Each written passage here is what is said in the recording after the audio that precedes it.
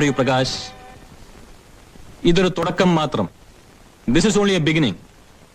കൂടുതൽ ഷോക്കുകൾ നേരിടാൻ തയ്യാറായിക്കൊള്ളൂ.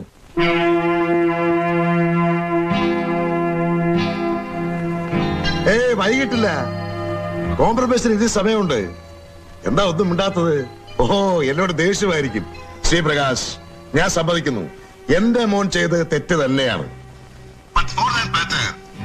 മദ്യത്തിന്റെ ലഹരിയിൽ നമുക്ക് എല്ലാവർക്കും പറ്റാവുന്ന ഒരു അബദ്ധം മാത്രമാണ്. ഇരു കൂട്ടരും വിട്ടുവീഴ്ച ചെയ്യുന്നതിനെയാണ് കോംപ്രമൈസ് എന്ന് പറയുന്നത്. നമ്മൾ തമ്മിൽ ഇത്രയും അടുപ്പമുള്ള സ്ഥിതിക്ക് നിങ്ങൾ ഇപ്പോഴും ആദ്യത്തെ സ്റ്റാൻഡിൽ ഉറച്ചു നിൽക്കുന്നത് കഷ്ടമാണ്. എന്റെ ഓഫർ ഞാൻ റിപ്പീറ്റ് ചെയ്യുന്നു. നിങ്ങൾ ഈ കേസിൽ നിന്ന് പിന്മാറുകയാണെങ്കിൽ 10 ലക്ഷം രൂപ വരെ അവർക്ക് കൊടുക്കാൻ ഞാൻ തയ്യാറാണ്. 10 lakhs. ആ കുട്ടിക്ക് ഒരു പുതിയ ജീവിതം തുടങ്ങാൻ ഈ തുക ധാരാളമല്ലേ? നമുക്ക് എല്ലാം മറന്നൊന്നാകുകയും ചെയ്യാം. എന്ത് പറയുന്നു മിസ്റ്റർ പ്രകാശ്?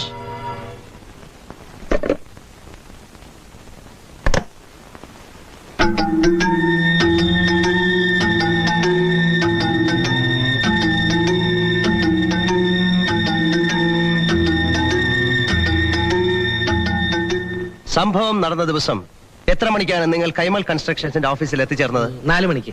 എത്ര മണിക്കാണ് നിങ്ങൾ വീട്ടിൽ നിന്ന് ഇറങ്ങിയത്? 3:30. എന്തിനാണ് നിങ്ങൾ അവിടെ പോയത്? ഒരു കേസ് ഡിസ്കസ് ചെയ്യാൻ. ആര് പറഞ്ഞ അനുസരിച്ചാണ്? മിസ്റ്റർ ശ്യാം പ്രകാശ്. എന്തിനെ കുറിച്ചുള്ള കേസാണ്? വ്യാജമരുന്ന് വിറ്റതിന്റെ. ആര് വിറ്റു? മിസ്റ്റർ കൈമൾ. മിസ്റ്റർ കൈമൾ വ്യാജമരുന്ന് വിറ്റു എന്നോ? കൈമൾ വിറ്റു എന്നതാണ് പോലീസ് കേസ്. ഏത് വകുപ്പ് പ്രകാരമാണ് ആ കേസ് ചാർജ് ചെയ്തിട്ടുള്ളത്? ആ കേസിന്റെ വാദം ഏത് ഘട്ടം വരെയായി? ഇതുവരെ എത്ര സാക്ഷികളെ വിസ്തരിച്ചു കഴിഞ്ഞു?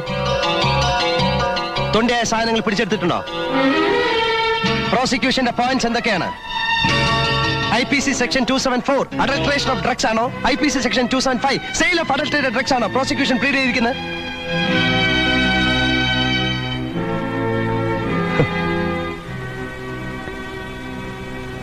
യുവർ ഓണർ, ആ കേസിന്റെ ബേസിക് ഫാക്ട്സ് പോലും അറിയാത്ത മിസ്റ്റർ ഗോപാലകൃഷ്ണനെ ശ്യാം പ്രകാശ് തന്റെ കേസ് ഡിസ്കസ് ചെയ്യാൻ വേണ്ടി കൈമൾ കൺസ്ട്രക്ഷൻസിലേക്ക് അയച്ചു എന്ന് പറയുന്നത് തികച്ചും അവിശ്വസനീയമാണ്. Your honour, let me come to my next point. Mister Gopalakrishnan അന്നേ ദിവസം ഒരു വിവാഹ നിശ്ചയത്തിൽ സംബന്ധിക്കാൻ ഓഫീസിൽ നിന്ന് നേരത്തെ പോകാൻ വേണ്ടി നിങ്ങളുടെ സീനിയറായ ശ്യാം പ്രകാശിനോട്, അതായത് എന്നോട്, നിങ്ങൾ അനുവാദം ചോദിച്ചിരുന്നോ? ചോദിച്ചിരുന്നു. എന്നിട്ട് നിങ്ങൾ പോയില്ലേ? അത് ഞാൻ. യുവർ ഓണർ, അന്നേ ദിവസം മിസ്റ്റർ ഗോപാലകൃഷ്ണൻ ഇലഞ്ഞിക്കര എന്ന സ്ഥലത്ത് പോയി വിവാഹ നിശ്ചയത്തിൽ പങ്കെടുത്തു എന്നതിനുള്ള തെളിവുകൾ ഞാൻ ഹാജരാക്കാം. ഇത് മിസ്റ്റർ ഗോപാലകൃഷ്ണൻ വിവാഹ നിശ്ചയം കഴിഞ്ഞ പെൺകുട്ടിയുടെ സഹോദരനുമായി എടുത്ത ഫോട്ടോയാണ്.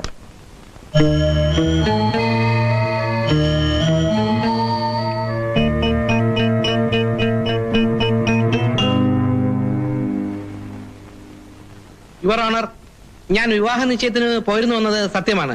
പക്ഷേ അത് വൈകുന്നേരം 5 മണിക്കായിരുന്നു. മിസ് ഗീത കൈമൾ കൺസ്ട്രക്ഷനിൽ വന്നു പോയ ഉടനെ ഞാൻ നേരെ എലഞ്ഞിക്കരയ്ക്കാണ് പോയത്. യുവർ ഓണർ, എന്റെ ജൂനിയറും മാന്യ സുഹൃത്തും സത്യസന്ധനും ഉണ്ട ചോറിന് നന്ദി കാണിക്കുന്നവനുമായ നമ്മുടെ സാക്ഷി മിസ്റ്റർ ഗോപാലകൃഷ്ണൻ പറഞ്ഞതിന്റെ സത്യാവസ്ഥ ബഹുമാനപ്പെട്ട കോടതിക്ക് മനസ്സിലാകണമെങ്കിൽ ഈ ഫോട്ടോയിൽ അദ്ദേഹം കയ്യിൽ ധരിച്ചിട്ടുള്ള വാച്ചിലെ സമയം നോക്കിയാൽ മതി.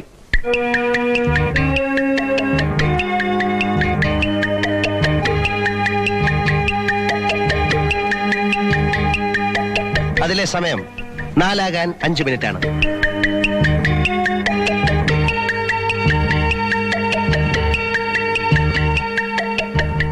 യുവർ ഓണർ, അന്ന് എന്റെ വാച്ച് കേടായിരുന്നു.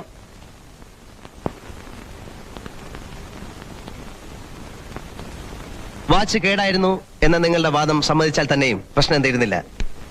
അന്നേ ദിവസം തന്നെ എടുത്ത ഈ ഫോട്ടോയെ കുറിച്ച് നിങ്ങൾ എന്ത് പറയുന്നു? യുവർ ഓണർ, ഈ ഫോട്ടോയിൽ ചുവരിലുള്ള ക്ലോക്കിലെ സമയം അങ്ങ് ദയവായി നോക്കണം.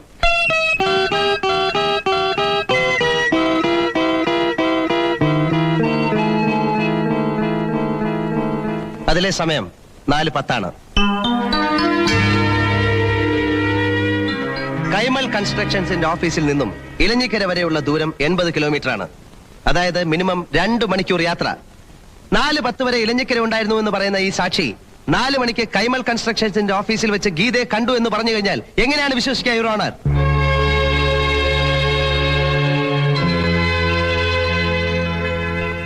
ഇനി കൂടുവിട്ട് കൂടുമാറുന്ന വിദ്യ വല്ലോ മാന്യ സാക്ഷി പഠിച്ചു വെച്ചിട്ടുണ്ടോ? യുവർ ഓണർ, ഇനി പല സാക്ഷികളെയും എനിക്ക് വിസ്തരിക്കാനുണ്ട്. അതിനു മുമ്പായി ഒരു രേഖ ബഹുമാനപ്പെട്ട കോടതിയുടെ മുമ്പിൽ ഹാജരാക്കുകയാണ്. ഇത്തരം രേഖകൾ തെളിവായി സ്വീകരിക്കാമോ എന്നതിനെ കുറിച്ച് വിവാദങ്ങൾ നടക്കുകയാണ്. പക്ഷേ ഇതിനെ ഞാനൊരു പ്രൈമറി എവിഡൻസ് എന്ന നിലയ്ക്കല്ല, ഒരു സപ്ലിമെന്ററി എവിഡൻസ് എന്ന നിലയിൽ ഈ കാസറ്റ് ടേപ്പ് ഹാജരാക്കുകയാണ്.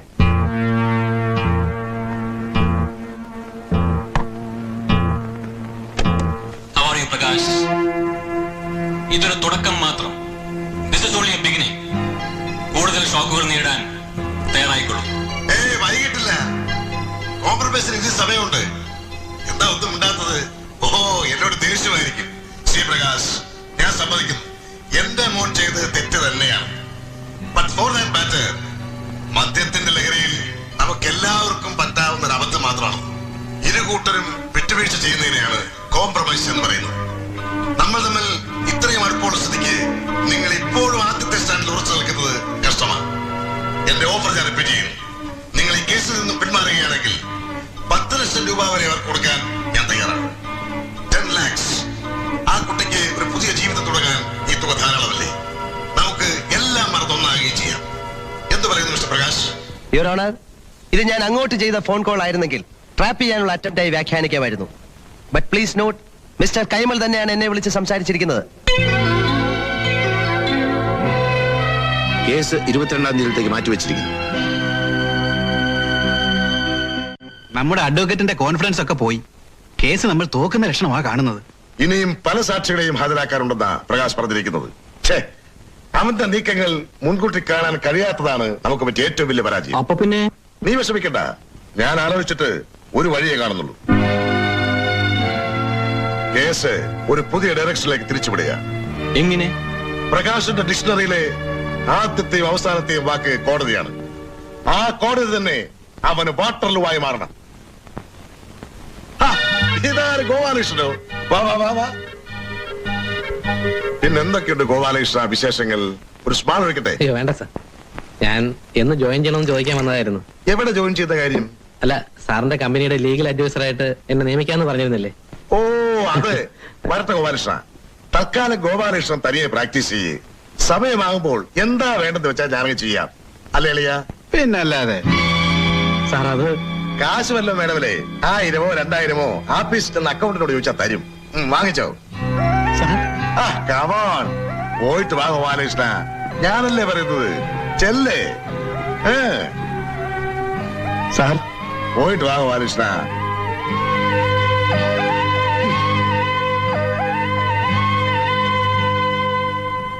സത്യം പറഞ്ഞാൽ സാറിനെ ഫേസ് ചെയ്യാൻ എനിക്കിപ്പോ ബുദ്ധിമുട്ടുണ്ട്. സാറെന്ന് പറഞ്ഞതെല്ലാം ഇപ്പോഴെങ്കിലും പ്രകാശിന് കാര്യങ്ങളെല്ലാം മനസ്സിലായല്ലോ. എന്റെ കാര്യങ്ങളെല്ലാം സാറിന് അറിയാമല്ലോ. ചെയ്യാത്ത തെറ്റിന്റെ പേരിൽ വളരെയധികം ക്രൂശിക്കപ്പെട്ട ഒരാളായിരുന്നു എന്റെ അച്ഛൻ. അവസാന നിമിഷം വരെ നീതിക്ക് വേണ്ടി അദ്ദേഹം പോരാടി. അച്ഛനെ പിടിച്ചു നിൽക്കാനായില്ല. പോസ്റ്റ്മോർട്ടം കഴിഞ്ഞ് വീട്ടിൽ കൊണ്ടുവന്ന അച്ഛന്റെ ബോഡിയുടെ ചിത്രം ഇന്നും എന്റെ മനസ്സിൽ നിന്ന് മാഞ്ഞിട്ടില്ല. ആ മുഖത്തെ നിസ്സഹായത എന്റെ ജീവിതത്തിൽ ഒരു നിഴലായി കിടന്നിരുന്നു. ഈ ലോകത്ത് പണമാണ് ഏറ്റവും വലുതെന്ന ഫിലോസഫിയിലേക്കാണ് അതൊക്കെ എന്നെ കൊണ്ടെത്തിച്ചത്. പക്ഷേ ഇന്നെനിക്ക് പ്രകാശ്, ഡിപ്രസ്ഡ് ആകേണ്ട കാര്യമില്ല. Take things as they come. നിങ്ങൾക്ക് പശ്ചാത്തലം തോന്നി തുടങ്ങിയത് തന്നെ ഒരു നല്ല കാര്യമല്ലേ? സാർ, കൈമലിനെതിരെ നമുക്ക് ഒരുമിച്ച് ഇന്ന് ഫൈറ്റ് ചെയ്യാം. എനിക്ക് സാറിനെ വളരെയധികം ഹെൽപ്പ് ചെയ്യാൻ കഴിയും. പ്രകാശിന്റെ സ്പിരിറ്റ് ഞാൻ ഉൾക്കൊള്ളുന്നു, അഭിനന്ദിക്കുന്നു. ബട്ട് നേരത്തെ പറഞ്ഞതുപോലെ you are little bit late. എനിക്ക് ട്രാൻസ്ഫർ ആണ്, പണിഷ്മെന്റ് ട്രാൻസ്ഫർ ആണെന്ന് ആ ഡിപ്പാർട്ട്മെന്റിലുള്ളവർ പറയുന്നത്. പക്ഷെ എന്നെ സംബന്ധിച്ചിടത്തോളം പണിഷ്മെന്റ് ട്രാൻസ്ഫർ എന്ന പ്രയോഗത്തോടെ എനിക്ക് യോജിപ്പില്ല. എവിടെ ചെന്നാലും ജോലി ചെയ്യുക സത്യസന്ധമായി, ആത്മാർത്ഥതയോടെ, അത്രേ ഉള്ളൂ. സാർ, ഈ ട്രാൻസ്ഫറിന്റെ പിന്നിലും കൈമളിന്റെ കൈകളാണ്. I am sure. ആയിരിക്കാം. Leave it Prakash. അറ്റ്ലീസ്റ്റ് ഒരു കാര്യത്തിൽ എനിക്ക് സന്തോഷമുണ്ട്. ഇവിടെ നിന്ന് പോകുന്നതിന് മുമ്പായി കൈമളിനെതിരെയുള്ള പോരാട്ടത്തിന് ഒരു സ്പാർക്ക് ഇട്ടിട്ടാണ് ഞാൻ പോകുന്നത്. ഈ സമയത്ത് സാറും കൂടി ഉണ്ടായിരുന്നെങ്കിൽ എനിക്ക് വളരെയധികം ഹെൽപ്പ് ആകുമായിരുന്നു. എന്റെ ഫിസിക്കൽ പ്രസൻസ് ഉണ്ടാവില്ലെന്നേ ഉള്ളൂ. എന്റെ എല്ലാ മോറൽ സപ്പോർട്ടും പ്രകാശിനുണ്ടാവും. All the best. Thank you, sir. നമസ്കാരം മാഷേ. ഇരിക്കൂ. അയ്യോ, ഇരിക്കാനൊന്നും സമയമില്ല. മാഷൊന്ന് വേഗം റെഡിയായിട്ട്. ശ്യാംപ്രകാശ് മാഷയുടെ വരവും പ്രതീക്ഷിച്ച് ഞങ്ങളുടെ വീട്ടിൽ തന്നെ ഇരിക്കുക. എന്താ മാഷേ, പ്രശ്നങ്ങളെല്ലാം തീർന്നു? മോഹനും ഗീതയും തമ്മിലുള്ള വിവാഹം നടത്താമെന്ന് അളിയെ സമ്മതിച്ചു. വെറുതെ എന്തിനാ മാഷെ കേസും വഴക്കും വയ്യാവലും ഒക്കെ? മാഷൊന്ന് വന്നാട്ടെ. ഞാനൊന്ന് ഡ്രസ് ഇതൊക്കെ മതിയെന്നേ. ഞാൻ ഗീതയോടൊന്ന് പറഞ്ഞിട്ട് അച്ഛാ, അച്ഛൻ ആ കൈമളുടെ വീട് വരെ ഒന്ന് പോയിട്ട് വരാം മോളെ. ശ്യാം അവിടെ വെയിറ്റ് ചെയ്യാ. ഇറങ്ങാം. പോയിട്ട് വരട്ടെ മോളെ. പ്രകാശ് ഉടനെ എത്തും. ഇപ്പൊ ഫോൺ വന്നിരുന്നു. ഇവിടെ വെയിറ്റ് ചെയ്യണമെന്നല്ലേ പറഞ്ഞത്? എത്തേണ്ട സമയം കഴിഞ്ഞല്ലോ. പ്രകാശ് വരട്ടെ മാഷേ, നമുക്ക് കാര്യങ്ങൾ സംസാരിക്കാം. പ്രകാശും ഞങ്ങളും എങ്ങനെ കഴിഞ്ഞിരുന്നവരാണെന്ന് മാഷക്കറിയാമല്ലോ. ആ ബന്ധത്തിന് കോട്ടം തട്ടുന്ന ഒന്നും ഞങ്ങളുടെ ഭാഗത്തുനിന്ന് ഉണ്ടായിരുന്നെന്ന് എനിക്ക് നിർബന്ധമുണ്ട്. മാഷേ, നടക്കാൻ പാടില്ലാത്താണ് നടന്നത്. ഗീതയെപ്പോലെ ഇത്രയും നല്ല സ്വഭാവമുള്ള ഒരു കുട്ടിക്ക് ഇങ്ങനൊരു അനുഭവം ഒരിക്കലും ഉണ്ടാകാൻ പാടില്ല.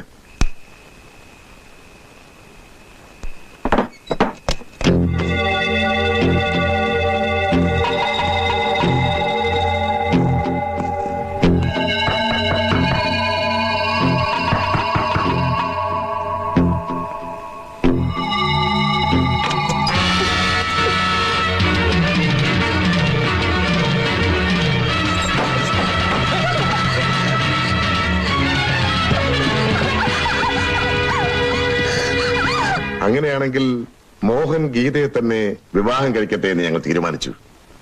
ചെയ്ത തെറ്റിന് പ്രായശ്ചിത്തം ചെയ്യുകയല്ലേ മര്യാദ.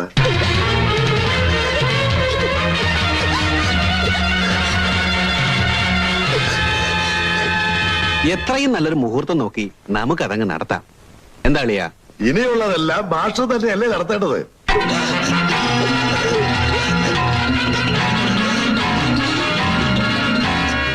എന്താ ഇനിയും പ്രകാശനെ കാണാത്തത്? മാസ്റ്റർക്ക് ധൃതിയുടെ പൊക്കോളൂ. ഞാൻ പ്രകാശിനെ വീട്ടിൽ ചെന്ന് കണ്ടോളാം. അങ്ങനെ ആയിക്കോട്ടെ. ആ വാസവ, മാസ്റ്ററെ വീട് വരുന്നു ഡ്രോപ്പ് ചെയ്തേ. അയ്യോ വേണ്ട, ഞാൻ നടന്നു പോയിക്കോളാം. അപ്പോ അങ്ങനെയാട്ടെ. അറിയാ, ഉദ്ദേശം 1 മണിക്കൂർ ആയല്ലോ. ഇത്ര സമയം പോരെ അവർക്ക്? ധാരാളം. ഉം? ഉം. ഞാൻ കൈമളിനെ വിളിച്ചെന്നോ? ഇല്ലല്ലോ. അപ്പൊ പിന്നെ വിവാഹത്തിന്റെ കാര്യങ്ങളൊക്കെ ശ്യാമുമായി സംസാരിച്ചെന്ന് പറഞ്ഞതോ? ഇതിലെന്തോ ചതിയുണ്ടല്ലോ മാഷേ. വന്നാട്ടെ.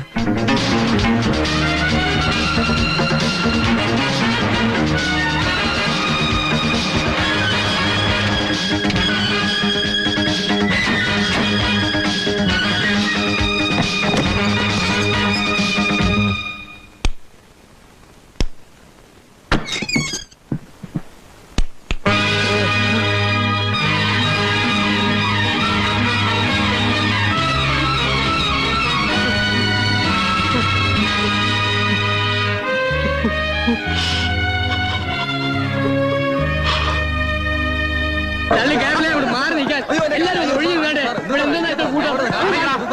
അങ്ങോട്ട്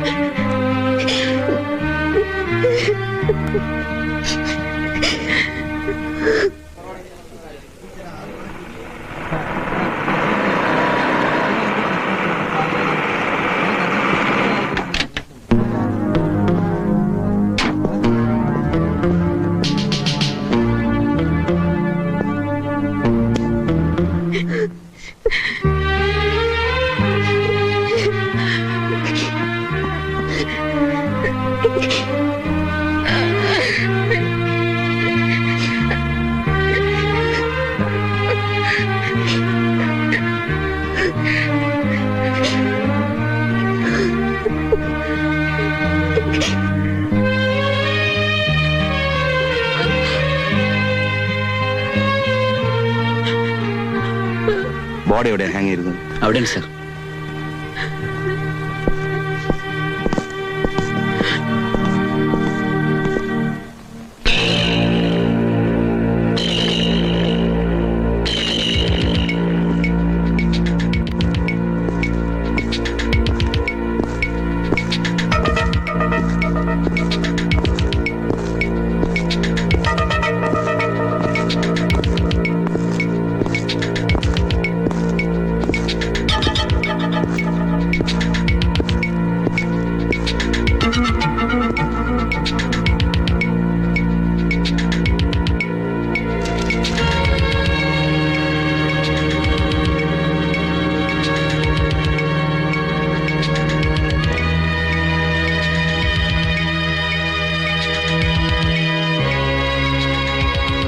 ഭദ്രൻ സർ ഡെഡ് ബോഡിയിൽ നിന്ന് കണ്ടെടുത്ത കത്താണ്.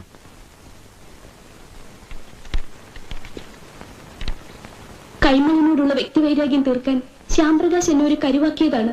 ശ്യാംപ്രകാശ് പറഞ്ഞതനുസരിച്ചാണ് മോഹൻ എന്നെ നശിപ്പിച്ചു എന്ന് പറഞ്ഞ് ഒരു നാടകം കളിക്കാൻ ഞാൻ നിർബന്ധിതയായത്. മോഹൻ തികച്ചും നിരപരാധിയാണ്. അയാളെ ഇത്തരത്തിൽ ക്രൂശിക്കുന്നതിൽ മനം കൊണ്ടാണ് ഇങ്ങനൊരു കൃത്യം ഞാൻ ചെയ്യുന്നത്. എന്റെ മരണത്തിന് ഉത്തരവാദി ഞാൻ മാത്രമായിരിക്കും എന്ന് ഗീത.